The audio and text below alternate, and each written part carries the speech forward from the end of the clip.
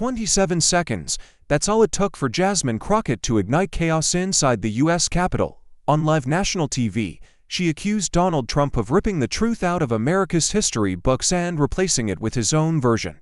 The chamber erupted, fists clenched, voices shouting, cameras locking onto every flicker of rage in Trump's eyes. This wasn't just a political clash, it was a fight for the soul of a nation. When the most powerful man in America tries to rewrite your history, what would you do? Stay with us. This is a story worth every second of your time. The heat over Washington, D.C. that August afternoon felt unnatural, like the air before a lightning strike.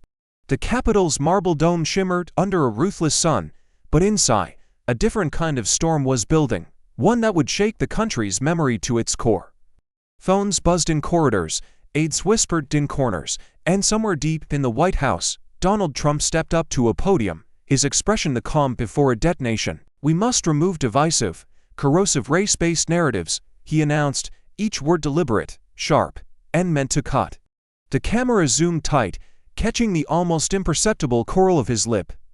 Then came the hammer blow, an executive order, effective immediately, to review and sanitize the Smithsonian's most visited museums. Within seconds, headlines screamed across every channel. Exhibits on slavery, civil rights, systemic racism under threat. On Twitter, a digital wildfire ignited. Hashtags like #history under attack and #SaveSmithsonian tore through timelines, each post hotter than the last. Clips of Trump's declaration looped on every feed, his voice crisp, almost casual, as he outlined a plan that would rip entire chapters from America's story. His supporters flooded the airwaves, calling it restoring pride. His critics called it erasing truth. It wasn't just politics now. This was a knife fight over the soul of a nation. In her office 2 blocks away, Jasmine Crockett watched it unfold, the blinds casting prison bar shadows across her desk. Her coffee was cold, her pulse anything but. On one monitor, Trump's face filled the screen. On the other, the trending hashtag spun like a storm radar. Her eyes didn't blink. She'd heard rumors for weeks, whispers from curators, quiet warnings from allies. But this was a declaration of war. Then her secure email pinged. No subject line, just confidential, urgent. She opened it. A grainy, scanned Smithsonian memo appeared. Words blacked out like a crime scene report. What she could read was enough to freeze her breath. Evaluate necessity of exhibits on slavery, segregation, systemic racism, minimize racial grievance content, emphasize American exceptionalism. At the bottom, a scrawled warning, you need to see this before it's too late. Her grip on the desk tightened. This wasn't a policy tweak, it was a blueprint for amnesia. The kind that smothers truth under layers of polished lies. She could already hear her grandmother's voice, low and unyielding. If you let them write your history, child, they'll write you right out of it. Jasmine looked at the TV again, saw Trump's smirk, and felt something shift. Not just in her chest, but in the air, in the city, maybe in the country itself. She turned to her aide, voice steady but edged with steel. "Get Evelyn. Get Emily, we're going to burn this into daylight." Then, staring straight into her desk camera for a live post, she gave America's first shot of adrenaline. "If you saw your history being erased, would you stay silent?" Jasmine didn't waste a second. Within the hour, she was in the cramped, book-lined office of Dr. Evelyn Saunders, a woman whose name was whispered with equal parts reverence and fear in academic circles. Dust motes swirled in the sunlight streaming through tall, arched windows, catching on the edges of framed black and white photographs. Marches in Selma, protest signs in D.C., the faces of people who'd risked everything to be counted. Evelyn, her silver hair pulled into a tight knot, didn't bother with pleasantries. She slid a folder across the desk, its contents thick with decades of research, grand records, and museum acquisition notes. "If this order holds," she said, voice like gravel under pressure, 40 years of documented history will be gutted in months. Once it's gone, it's gone. They won't just erase artifacts, they'll erase the context, the stories, the wounds. Jasmine opened the folder, eyes skimming pages stamped with Smithsonian letterhead and notes in the margins, the quiet hand of truth telling itself. Every line felt like a weight on her chest. Her mind drifted back without warning, to the warm kitchen of her grandmother's small Texas home, the smell of cornbread in the oven, and the steady voice telling her about whites only signs, about friends who vanished after registering to vote, about the sting of being told you don't belong in your own country. She could see her grandmother's hands, worn and strong, folding laundry, all speaking truths no history book in her school had dared to print. "The worst thing they can do to you," she'd said, "is make you forget it ever happened." The memory slammed into her like a fist. Forgetting wasn't an option. Not for her. Not now. Evelyn's voice cut through the haze. "You can't fight this alone." She turned to the door, where 3 figures stepped in. Emily Carter, former Smithsonian staffer, still wearing the wary look of someone who'd seen too much and been silenced too often. Anthony Holmes, the whistleblower whose anonymous leaks had already caused sleepless nights for half the West Wing, and Michael Weiss, the journalist who'd built a career out of dismantling political cover-ups, his camera slung over one shoulder like a weapon. The air between them was thick with unspoken urgency. Emily spoke first, voice low. "They've already started pulling certain exhibits offline. Quietly, no press releases. No explanations," Anthony added, "and Trump's people aren't hiding this. They've scheduled the first removals to happen before the hearing even takes place." Michael dropped a printed schedule onto the table, the ink still fresh. At the top, Congressional Oversight Hearing. Live broadcast. Guest, President Donald J. Trump. Jasmine stared at the date. Just days away. The idea of confronting him, on national television, knowing the country would be watching every blink, every pause, every word, sent a jolt through her veins. She could almost hear the hum of the cameras, feel the weight of millions of eyes, taste the charged silence before the first question. Her gaze swept over the team, over the evidence, over the stakes, and she knew there was no turning back. She stood, the chair scraping against the wood floor, her voice measured but burning with intent. "When you're handed a moment like this, you don't play it safe. You make it count, and I intend to make every second count. Now tell me." She looked each of them in the eye, her tone sharpening to a blade. "What would you say if you had to stare the most powerful man in America in the face? And tell him he's a liar?" The night before the hearing, Jasmine's office glowed like a war room. Stacks of binders, printouts, and flash drives covered every inch of the long conference table. The clock on the wall ticked past midnight, but no one was thinking about sleep. Her legal counsel pored over congressional rules, highlighting loopholes and procedural traps. Researchers sifted through decades-old Smithsonian archives, pulling footage of exhibits that told the unvarnished truth. Photographs of lunch counter sit-ins, speeches from civil rights leaders, audio from survivors whose stories were never meant to be comfortable. Each artifact felt like a piece of armor, each sworn statement from insiders like ammunition for a fight that would be broadcast to the entire country. Emily Carter leaned over a laptop, reading aloud the most damning testimony yet. A curator ordered to rewrite an exhibit on slavery to focus on economic contributions instead of oppression. Anthony Holmes handed Jasmine a folder marked with a red tab. Internal emails confirming Trump's aides had personally approved the language changes. The paper in her hands felt heavier than it should have, as if it carried the weight of the people who would vanish from the nation's memory if she failed. Across town, in a gilded suite at the Willard Hotel, Trump's inner circle huddled around a glowing flat screen. Aides flipped through opposition research binders stuffed with out-of-context quotes from Jasmine, snippets they could turn into viral sound bites. The strategy was clear. Bait her into losing her temper, paint her as angry and unhinged on every right-wing outlet before the hearing even ended. A communications director rehearsed lines for sympathetic hosts. She's grandstanding, trying to rewrite history in her favor. The room buzzed with overconfidence, the kind that underestimates an opponent until it's too late. One of them laughed and said, "By this time tomorrow, she'd be a meme." Back in her office, Jasmine stood at the end of the table, facing her team. Her laptop camera was open, recording take after take of her opening statement. Each time she reached the part about her grandmother's stories, the segregated schools, the stolen votes, the quiet defiance, her voice caught. Should she keep it personal and risk being dismissed as emotional? Or should she keep it clinical and risk losing the human truth? She shut her eyes for a long moment, listening to the silence of the room. Then she started again, this time letting the anger bleed into her tone. The conviction sharpened her words. The people in the room stopped typing. Even the hum of the printer seemed to fade. When she finished, she looked at her team, her voice low but carrying the kind of weight that makes people sit up straighter.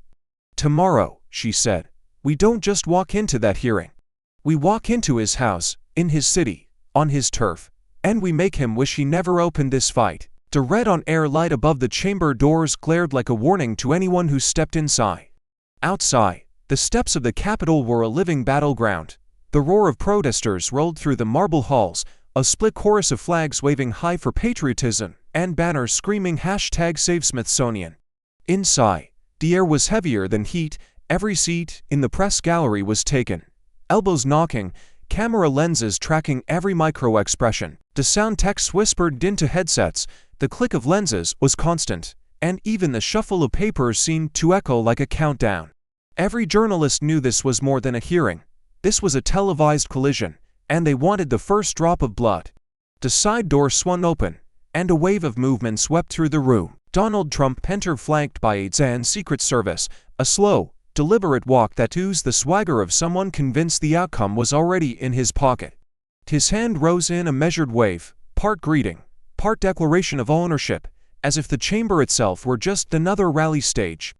Camera flashes strobed across his face, catching the practiced half-smile, the chin tilted slightly upward. He sat at the witness table and leaned back, spreading his arms along the chair as though he were settling into a throne. Across the expanse of polished wood, Jasmine Crockett sat motionless, eyes locked on him in a stare so steady, made the space between them feel dangerous. The room seemed to constrict, the hum of whispers dying into a silence you could feel in your teeth. Neither blinked. The chair recognized Trump first, and he leaned toward the mic with the confidence of a man who believed every word was already gospel. "The Smithsonian," he began, "has been hijacked into an institution of anti-American propaganda. They've spent years rewriting our history to divide us, poisoning the minds of our children with lies about this country." His voice was smooth, measured, with just enough of a rise at the end to bait applause from his allies in the room. He opened his palms in feigned innocence, eyebrows raised, as if the evidence were self-evident. Jasmine waited for the last echo to fade before leaning forward, her voice calm but edged with steel. "Mr. President, the Smithsonian's own records, independent audits, and visitor engagement reports, spanning more than a decade, show no deviation from factual historical documentation.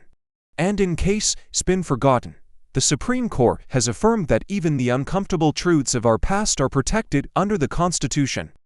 That's not propaganda, that's history." Her words cut clean, no wasted syllable, no tremor. A few reporters exchanged quick glances, fingers already racing to capture the quote.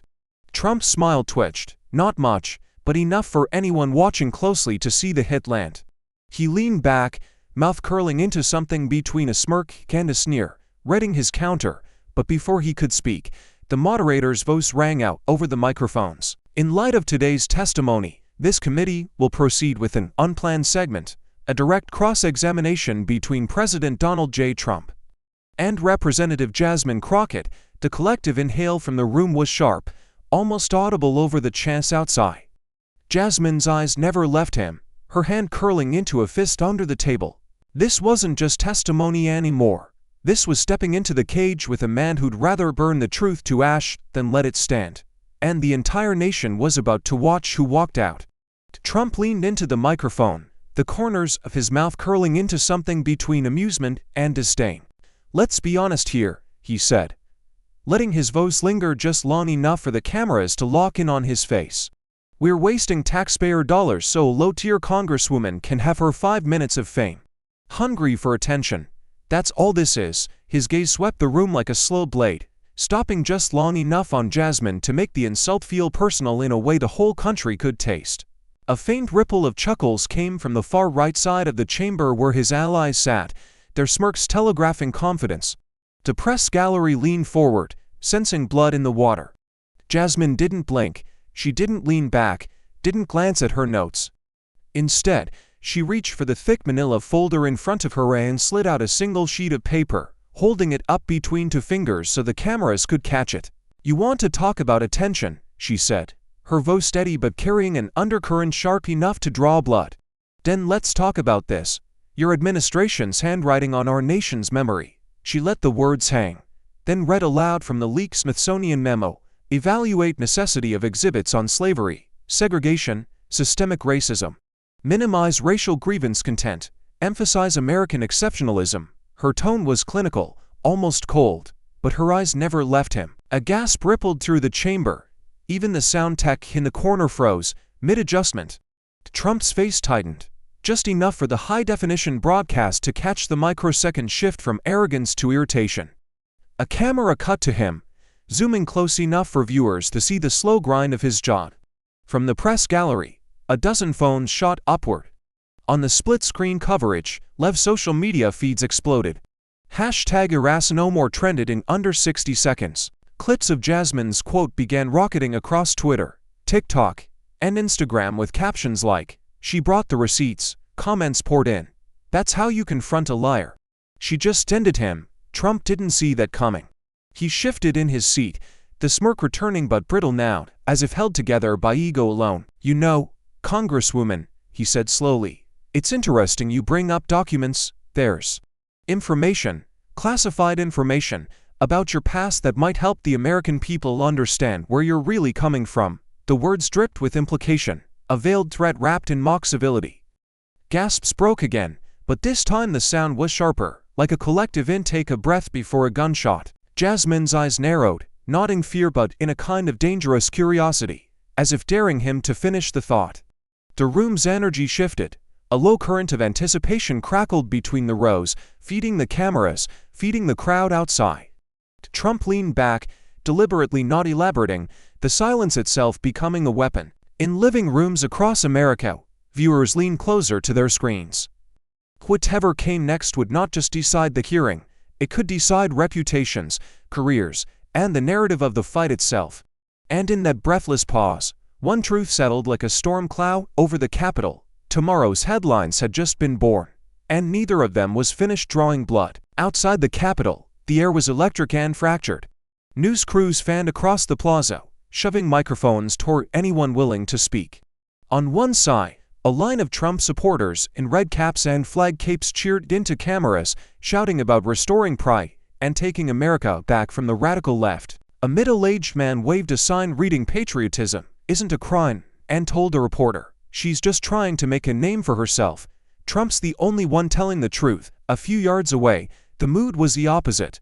Civil rights activists, students, and Smithsonian volunteers stood shoulder to shoulder, holding placards that read "History belongs to all of us." A young woman in a museum t-shirt, her voice trembling with fury, told another crew, "If they erase the ugly parts, they erase us." That's not patriotism, that's censorship. The split-screen broadcasts played out in real time across the country, living rooms becoming battlegrounds of their own. Inside the hearing room, Jasmine's phone vibrated in a steady pulse she could feel in her palm. One text read, "Don't back down. You're speaking for all of us." Another, "My grandfather's name is on that exhibit. Make them hear him." She read each message like a promise she couldn't break. In the corner of her eye, she saw Evelyn leaning in from the witness seating, her face a mix of pride and warning. When the break came, Evelyn approached quickly, lowering her voice so it wouldn't carry. "This is what he does," she said, each word measured. "He can't win on facts, so he'll try to drag you into the mud. The minute you defend yourself, the truth stops being the story, and you start being the target." Jasmine let the words settle, feeling their weight. She knew Evelyn was right. Trump's veiled threat about classified information was a baited hook, sharp enough to draw the whole narrative off course if she bit down. Yet the sting of the insult still burned in her ribs, and part of her wanted to tear it out of him, right there in front of the cameras. Outside, chants swelled. Two crowds, two Americas, neither willing to yield an inch. Reporters rehearsed their stand-up lines for the evening news, carefully framing their shots to show the most dramatic clashes in the background. The wind picked up, whipping through the banners until they snapped like distant gunfire. Jasmine looked out the window toward the commotion, her reflection ghosted over the scene in the glass. She thought about her grandmother's kitchen, about the stories that would vanish if people like her didn't stand guard. She thought about the millions watching, some waiting for her to falter, others praying she wouldn't. The gavel called the room back to order. Jasmine tightened her grip on the table's edge, her knuckles pale against the wood. This wasn't just a fight over museums anymore. It was a fight over who got to define America's truth and who would be erased from it. And as the cameras turned toward her again, a question sliced through her mind, clear and cold as steel. When they come for your character, do you strike back to defend it, or hold your fire to protect the truth? Trump leaned forward, the corner of his mouth curling in a way that made it clear he'd been waiting for this moment. "Since we're talking about truth," he said, motioning to a staffer at the side of the chamber, "let's see what the Congresswoman really thinks about America." The lights dimmed slightly as the screens on both sides of the room flickered to life. A video montage rolled, grainy clips, cut mid-sentence, ripped from years of Jasmine's speeches. Out of context, they told a different story, her denouncing systemic racism clipped into soundbites that made it seem like she was calling America itself a lie. Her criticism of foreign policy edited to sound like disloyalty. Applause breaks sliced away so only the sharpest edges remained. Each cut was timed with precision, like a knife sliding between ribs. The reaction was immediate. In the back rows, Trump supporters nodded, murmuring their agreement, the faint sound of a chuckle carrying from one corner. Reporters typed furiously, some already drafting headlines that would travel faster than the truth ever could. On a split screen, in living rooms across the country, the right-wing media machine was already moving. Fox sank his brows furrow, in performative concern. Jasmine Crockett, anti-American in her own words. Talk radio hosts laughed into microphones. She's doing the work of our enemies for free. The clips began circulating online before the video had even finished playing in the room, hashtags twisting her name into something toxic. Jasmine felt the shift in the chamber, the subtle but unmistakable tilt. Conversations grew quieter, eyes flicked toward her with new calculation. The temperature in the room dropped, not physically, but in the way it does when doubt starts to creep in. She kept her face still, her hands flat on the table, but inside she felt the ground shift beneath her feet. Then, unbidden, another image rose in her mind, one that burned through the nose. A small, stuffy elementary school classroom last winter, where she'd spoken to a group of fourth graders about the civil rights movement. A black boy in the front row, no older than 9, had raised his hand with a seriousness that didn't belong on such a young face. "Do history books tell the truth?" he'd asked. The room had gone quiet then, too, but for a different reason, because everyone had heard the question beneath the question, "Do they tell the truth about us?" She had answered him carefully, promising that the truth was still there if you looked hard enough, but it was a promise she knew would be meaningless if voices like hers were silenced now. The video ended, the screens went dark, and the silence that followed was heavier than any nose. Trump leaned back, satisfied, confident that the damage was done. Jasmine's eyes found his again, and this time there was no pretense of calm, only the cold readiness of someone who'd been pushed past the line.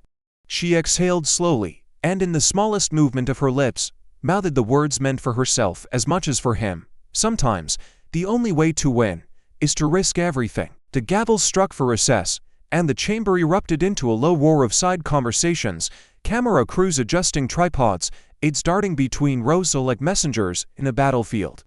Jasmine stayed seated, sifting through her notes with mechanical precision, her mind replaying every frame of Trump's smear reel. That's when Anthony Holmes slipped into the empty chair beside her, his face set in the kind of stillness that hides urgency. Without looking at the cameras, he slid a small black flash drive across the table under the cover of his open folder. "This has everything," he murmured, just above a whisper, his eyes locking on hers for a fraction of a second before he leaned back as if nothing had happened. She didn't touch it right away. The weight of those 3 words hung in the air, heavier than any evidence she'd handled before. In her mind, the scene unfolded. The night Anthony had told her he was working on something but refused to give details. Now she saw it in her mind like a split screen. Anthony alone, in his dim apartment, phone on speaker, a digital recorder hidden under a stack of papers. On the other end of the line, Trump's cultural advisor spoke, in the smooth, practiced tone of someone used to delivering orders without leaving fingerprints. "We need the removal of racial grievance narratives," the voice said. "Shift the focus toward unity, pride, and heritage. Make sure the language changes are in place before public review." Smithsonian officials responded with clipped "understood" and "will comply," their hesitation smothered by the weight of political pressure. Anthony's pen had tapped once against his desk before he hit stop, sealing the conversation in cold, unvarnished audio. Back in the hearing room, Jasmine's fingers curled around the flash drive. If she played it now, it could set the chamber on fire, force every network to run the story uncut. But the risk, the recording might not be admissible, and even if it was, Trump's legal team would come for her with everything they had. A procedural violation could mean censure, loss of committee positions, maybe even the end of her career. She stared at the object in her hand like it was both a weapon and a detonator. The urge to strike balanced against the discipline to wait for the perfect shot. She tucked the drive into her folder just as two voices reached her from behind. Low, deliberate, meant to be overheard. "They're ready for the kill shot," one aide whispered to another. "He's saving it for the last round." Something she can't crawl back from. The words landed like ice water down her spine, but her face stayed unreadable. Across the room, Trump sat with his arms folded, smiling faintly at something only he and his inner circle knew. Jasmine didn't look away. She let the image sear itself into her focus. She didn't know exactly what he was holding back, but she knew this. Whatever he thought would break her, he'd have to put it on the table. And when he did, she'd be ready to flip it into the blade that cut him instead. The moderator's gavel cracked through the air, drawing the room back into a brittle silence. "We'll now proceed to the next exchange," he announced, his tone carrying that careful neutrality which only made the tension feel sharper. Trump leaned forward immediately, hands clasped in front of him like a man about to spring a trap. "Congresswoman," he began, his voice slow, deliberate, "you've built your whole political persona on attacking America's history, portraying it as something shameful. Isn't it true that you've used your position to push your own bias, to divide the American people?"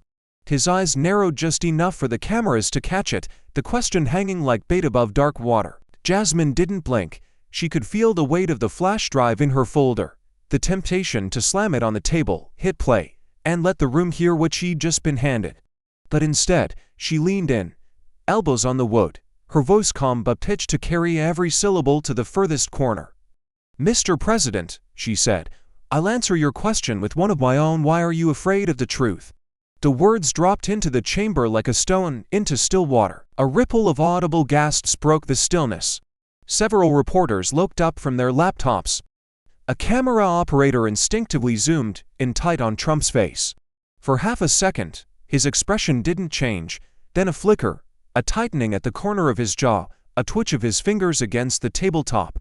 He leaned forward, his voice rising in volume and pitch, the smoothness gone now. "Afraid? I'm not afraid of anything. What I won't allow is political hacks rewriting history to fit their radical agendas."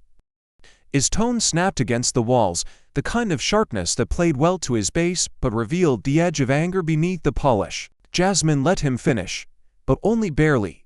"The only rewriting happening here," she said, her voice now sharpened to a blade, "is in your administration's orders, changing the language, burying the stories, erasing the people who lived them. That's not unity, that's control." Her words were crisp, unforgiving, and the sound in the room shifted. Some murmurs of agreement, some of protest, but all of it charged. She could see his team bristling behind him, already calculating how to spin the exchange, and yet she knew she'd struck something deeper than a talking point. The moderator's eyes flicked between them, as if gauging whether the temperature in the room could rise any further without boiling over. Outside, the chants of protesters bled faintly through the thick walls, a reminder that this battle was being fought in real time far beyond the marble columns. Jasmine's fingers brushed the edge of the folder one more time, her mind turning over the decision she'd have to make before this was over. She could feel it, the moment approaching where the truth in her hand could either shatter the entire facade or shatter her career. And as she fixed her eyes back on Trump, the question carved itself into her thoughts like a challenge to herself as much as to him. If the truth was in your hand, would you drop it in front of the whole world? The moment the gavel struck for recess, the hearing room erupted into a low roar. Aides swarming like bees, reporters rushing toward the exits to beat the next deadline, cameras pivoting to catch off the recorded exchanges. Jasmine stayed in her seat, eyes down on her notes, but her peripheral vision tracked movement like a hawk. To rows behind her, Michael Weiss hunched over his phone, thumbs moving fast, his face half hidden behind the glare of the screen. She didn't need to ask, she knew exactly what he was doing. Seconds later, a sharp ping from someone's device nearby broke the news, then another, then a cascade.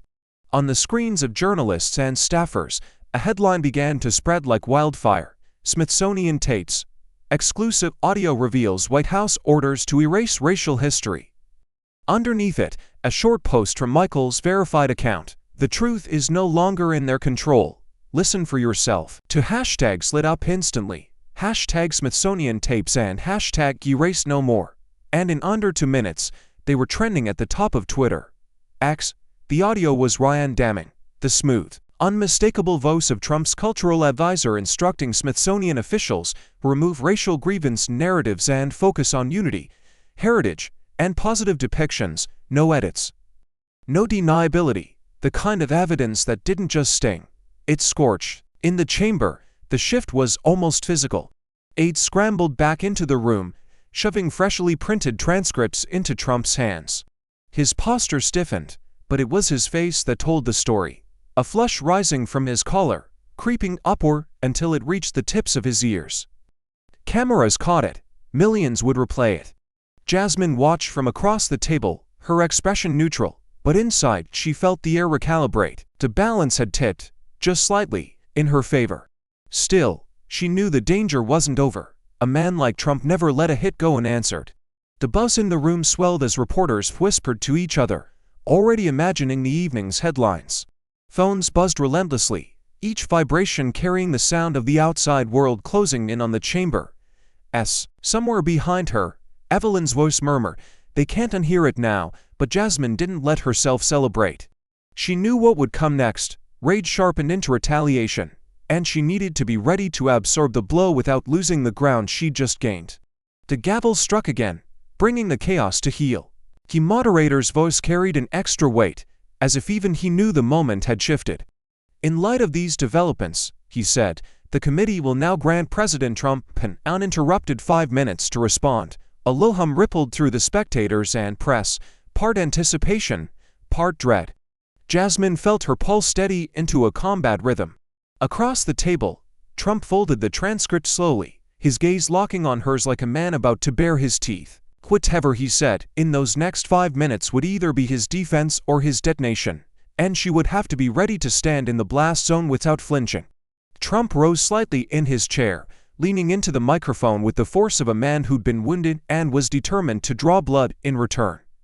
"These so-called tapes," he began, his tone dripping with disdain, "are nothing more than deep fake fabrications cooked up by desperate political hacks. And the fact that they were dropped here, today, in the middle of a hearing, is proof of the witch hunt I've been talking about for years." His voice sharpened with each word, his hand slicing the air as if cutting down every accusation.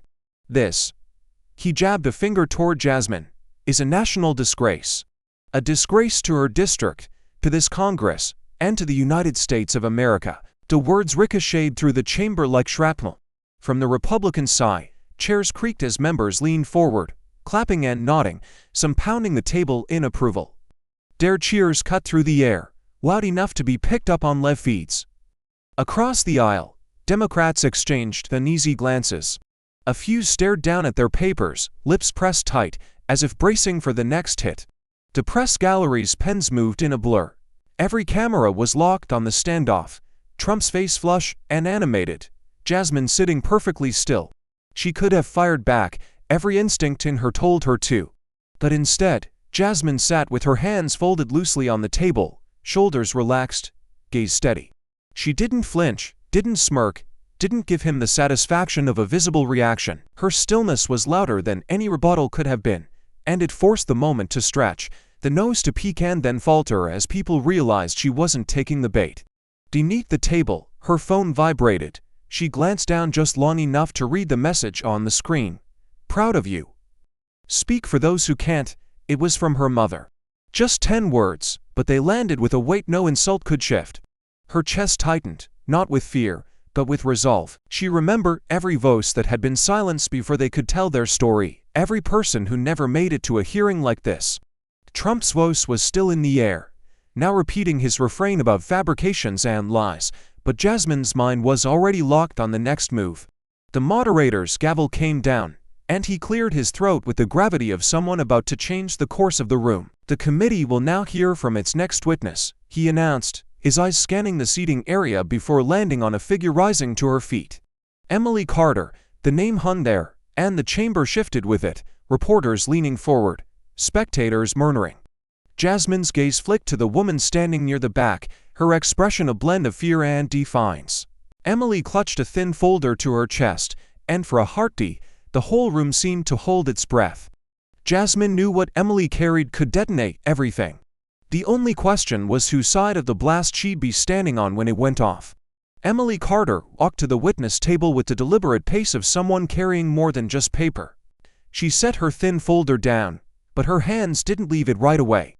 Instead, her fingers pressed against the cover as if she needed to feel its weight to steady herself. The microphones picked up the small tremor in her breath. "My name is Emily Carter," she began, her voice quiet but carrying, "and until last year, I was a senior content curator for the Smithsonian Institution." She didn't look at Trump yet. Her eyes scanned the room, taking in the faces, reporters leaning forward, lawmakers watching with studied stillness, the row of cameras glowing red. "They told me it was just an edit," she continued, her hands unfolding the first page. "A small change in language for public unity. That edit came in the form of a phone call from the White House, direct, explicit. We were told to replace enslaved people with laborers. We were told to delete references to Jim Crow laws entirely from the exhibit guide. And in the civil rights section, the phrase systemic racism was to be struck out and replaced with historical tensions." Her voice caught slightly on that last phrase, but she pushed forward.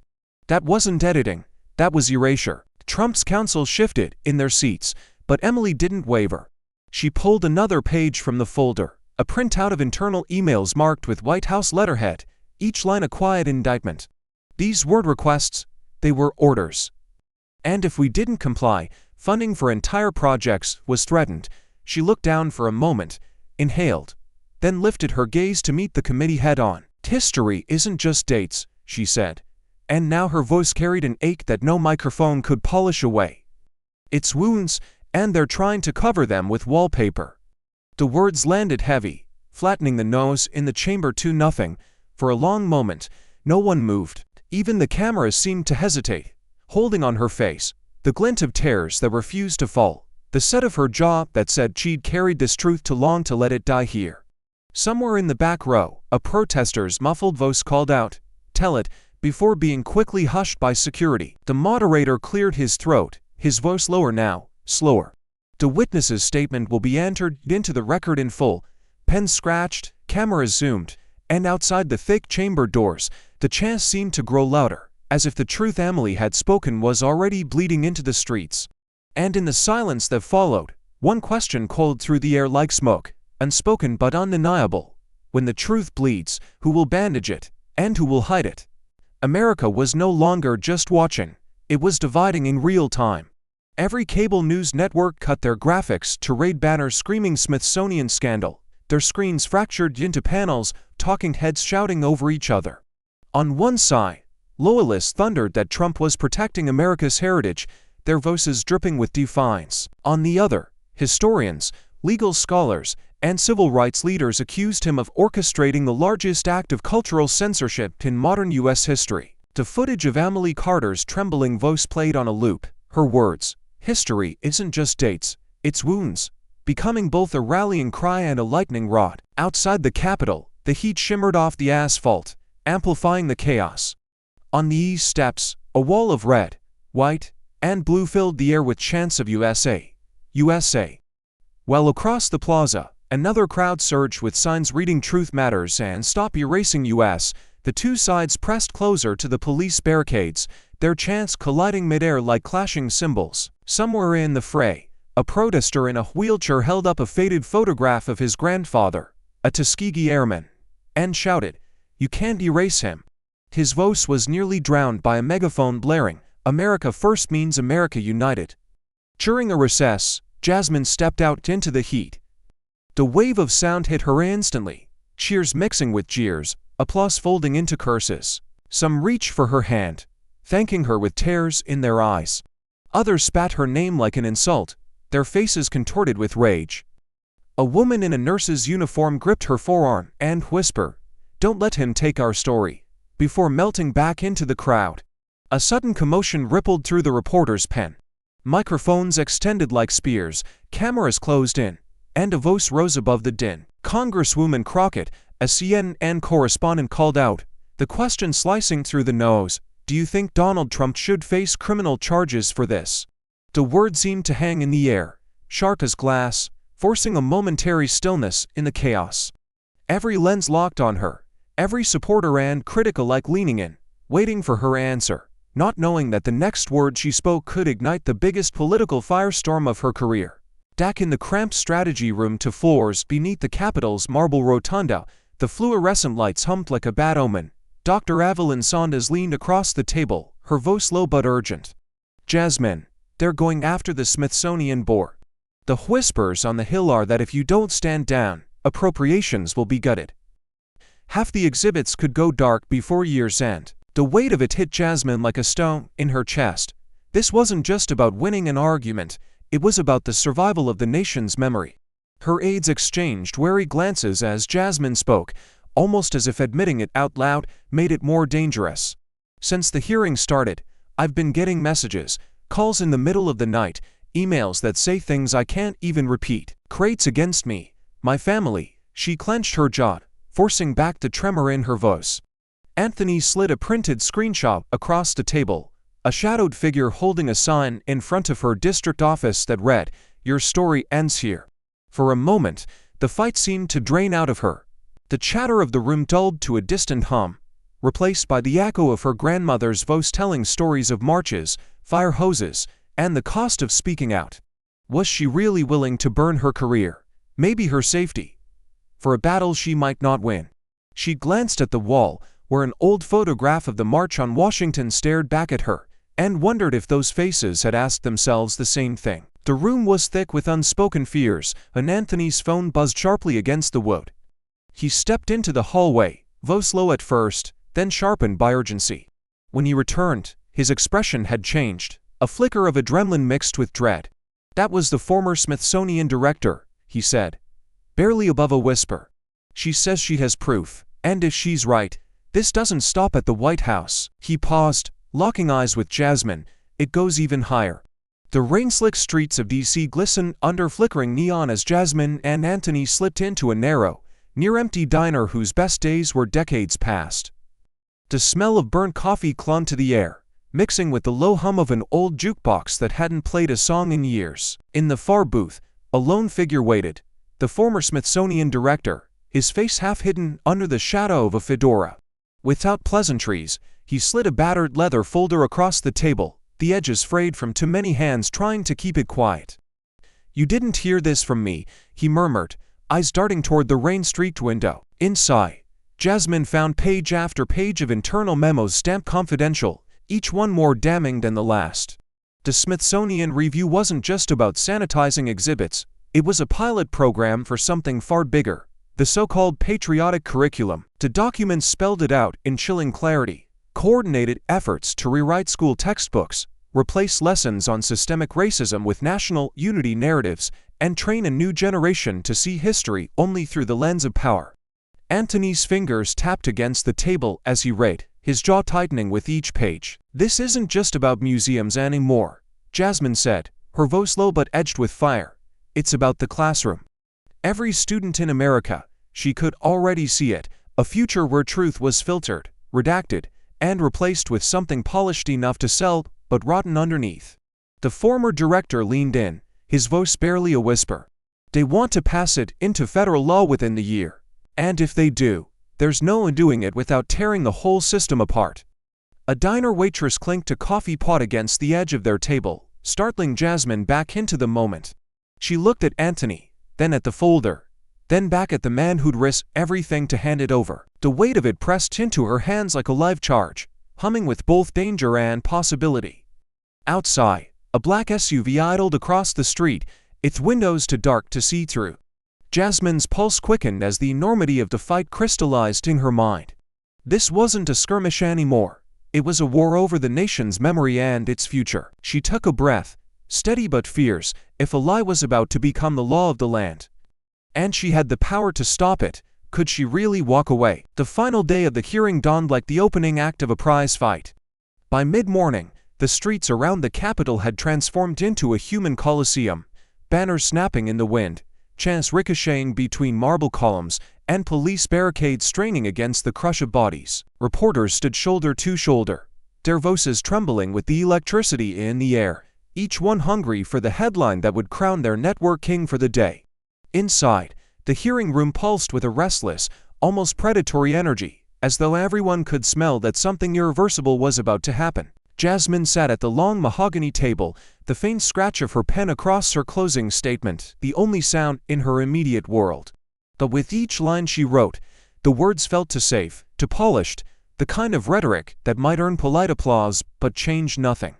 Her gaze flicked to the folder in her bag, the one holding the memos from the former Smithsonian director, the one she hadn't yet dared to use. She could almost hear Evelyn's voice in her head. One shot, Jasmine. If you miss, they bury the truth. Across the aisle, Trump's camp was a hive of whispers and smirks.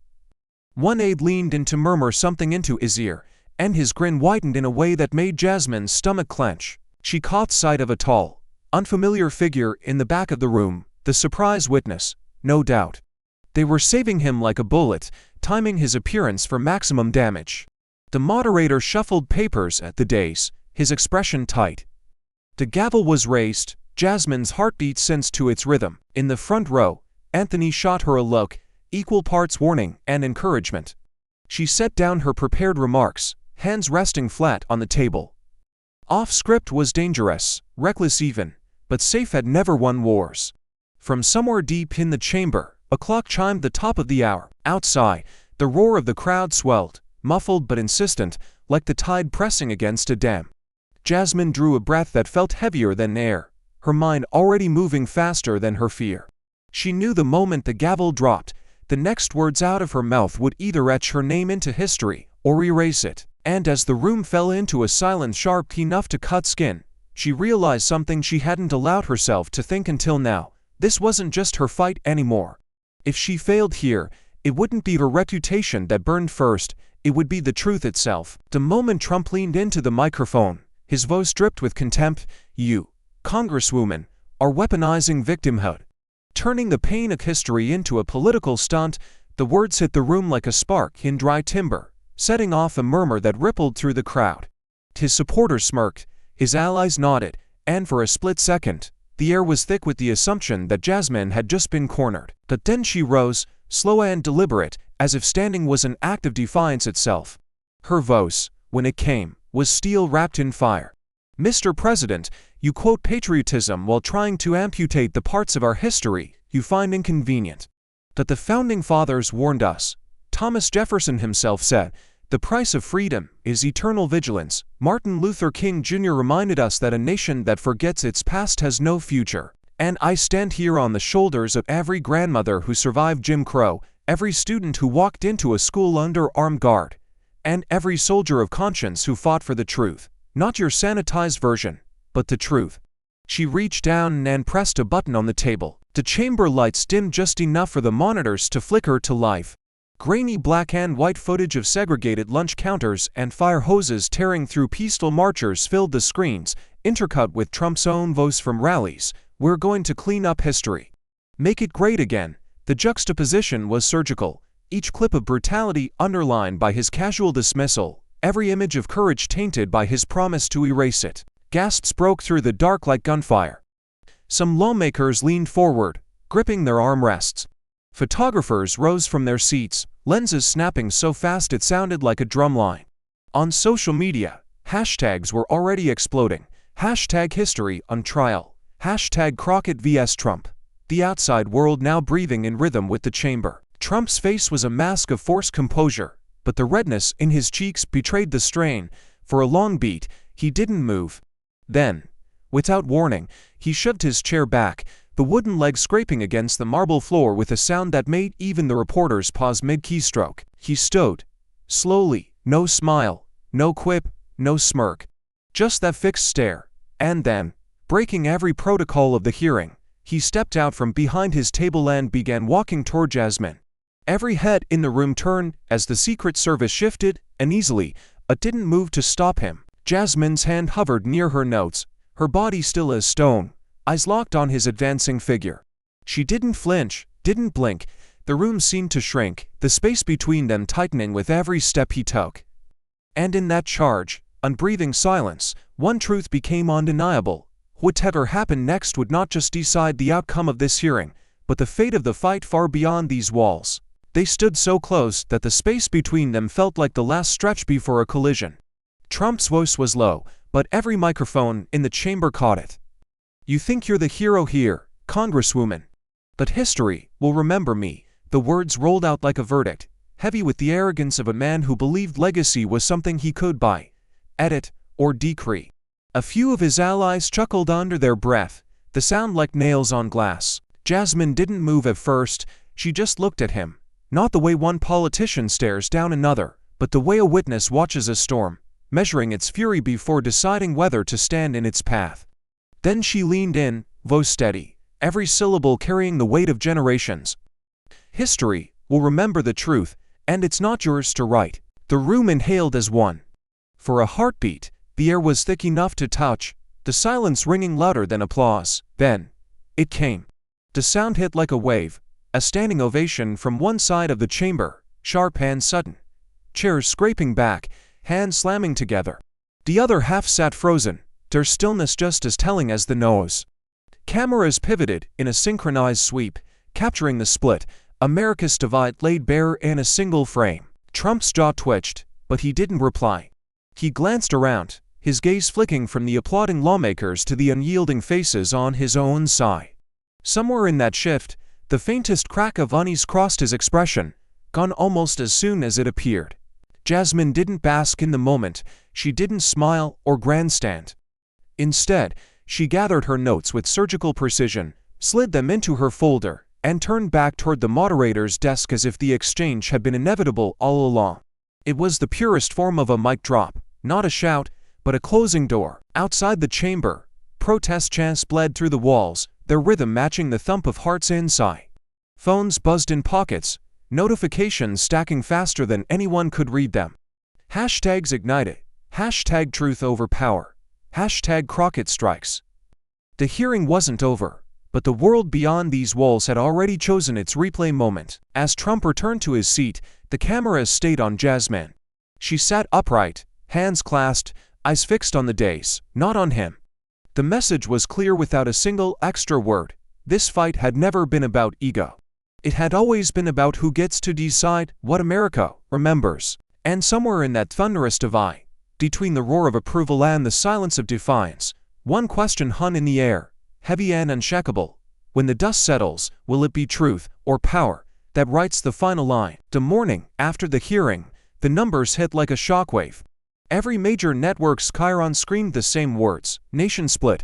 Overnight polls showed America carved clean down the middle to 49% calling Jasmine a defender of truth, 47% branding her a partisan agitator, the rest unsure about watching. On social media, the clip of her face-off with Trump, that unflinching stare, that surgical line about history, racked up millions of views, spliced into reaction videos, dissected in threads that stretched for miles. News anchors played it on loop, the moment slowing frame by frame, as if searching for the exact instant the balance shifted. Then, in a move no one saw coming, the Smithsonian released a terse statement. All planned exhibit changes were being paused pending a full review. For some, it was validation. For others, it was proof that political pressure had wormed its way into the nation's vault of memory. Outside the museum's marble facade, protesters swelled into the hundreds, then the thousands. The air turned electric, flags rippling on one side, banners screaming truth matters on the other. Chants crashed against each other in the cold morning wind. It wasn't just activists anymore. Teachers arrived in clusters, their gradebooks and backpacks slung over their shoulders like shields. College students poured in from campuses across the coast, holding photocopied history pages above their heads, daring anyone to tear them down. A retired veteran planted himself at the front line, his medals catching the light as he stood silent guard. Inside her congressional office, Jasmine watched the live feeds with a mix of exhaustion and steel in her eyes. Her phone pinged nonstop. Journalists, allies, threats, a torrent she could barely skim. But then her aide slid one envelope across the desk, hand addressed in careful pencil. No return address. She opened it slowly. On the folded sheet, in the rounded letters of a child's handwriting, were just 12 words. "Thank you for saving our history. My teacher told me why." Beneath it, a small drawing, a stick figure holding a book in one hand and a flag in the other. Jasmine stared at it for a long moment, longer than she meant to. Outside her window, the chants blurred into a low, steady roar, the kind that feels like it could last all day or all year. She slipped the letter into her jacket pocket, close to her chest, and turned back to the nose beyond the glass. This fight had moved beyond committee rooms and television screens. It was in the streets now, in classrooms, in living rooms, and, she realized, in the hands of the next generation. And that's when the thought landed, sharp and undeniable. This wasn't the end of the battle. It was only the first chapter of a war over America's memory, and children were already watching to see who would win. The museum was empty. The city's nose sealed outside, its glass and stone. Only the echo of Jasmine's footsteps filled the halls as she moved past exhibits that, just weeks ago, had been marked for review, a quiet euphemism for erasure.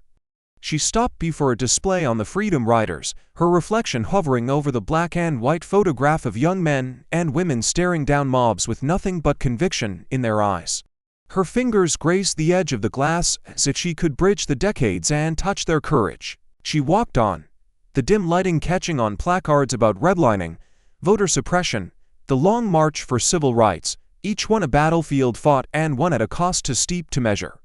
Tonight, the air here felt heavier, as though the walls themselves knew how close they had come to being stripped bare. At the Emmett Till Memorial, she stopped again. DeBoe's eyes, forever young, stared back at her from the grainy photo. Her voice, when it came, was barely above a whisper. This is what they call a political debate. But these aren't politics, these are wounds. And the truth is the only bandage we have left. She pulled out her phone, switched to the front-facing camera, and began to record. Her tone was steady, but each word landed with the weight of a promise. To my constituents, to every person who believes history belongs to the people, stay awake. Stay loud. They will try again. They will call it revision. They will call it reform, but it will be theft. And when it comes, I need you to be ready. She ended the recording, slipped the phone into her coat, and stood for a long moment in the stillness. The museum's shadows stretched long around her, like sentinels guarding what could not speak for itself. She knew this wasn't a victory lap, it was a warning. As she turned toward the exit, her reflection followed in the darkened glass, eyes locked on her own. The question rose in her mind, sharp as a blade and impossible to shake. If the fight never ends, will you still stand? The wind off the Potomac carried the sound of thousands up the marble steps of the Capitol, a living tide of voices, signs, and hope. Jasmine stood before them, flanked not by security or aides, but by rows of educators, veterans, and children clutching homemade placards. Television lights bathed the night in a white glare, turning every face into a portrait, defiant, determined, unblinking. She stepped to the microphone, letting the roar settle into a charged hush. History belongs to the people, all the people, she began, her voice steady but resonant, carrying across the white expanse.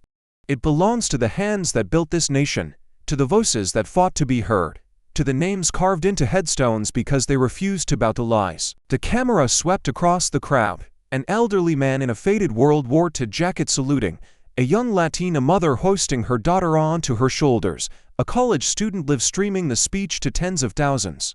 The steps themselves seemed to vibrate beneath the weight of so many listening hearts. Jasmine's gaze swept the crowd like a searchlight. They tried to erase the wounds, they tried to repaint the truth. But the truth does not fade, and neither do we. This is not the end of the fight, it is the beginning. The applause broke like a storm, but she raised her hand, calling them back to silence for one last breath. Tell your stories, share your family's truths.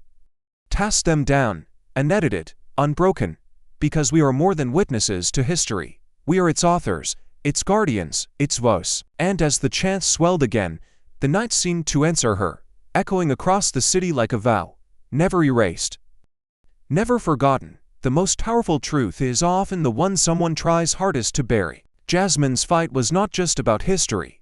It was about dignity, memory, and the right of every generation to know where they came from. In life, each of us will face a moment when the easy road is to look away, to let someone else carry the burden. But silence writes the story for you, and it's rarely the story you'd want told. True courage is standing tall when the world hopes you'll bow. If the truth of your own story was at stake, would you defend it?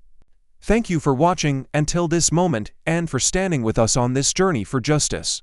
Your support means everything. Like, subscribe, and turn on notifications so you never miss what's next. And we'd love to hear your thoughts. Leave a comment below and let us know what moved you most in this story. Together, our voices make a difference.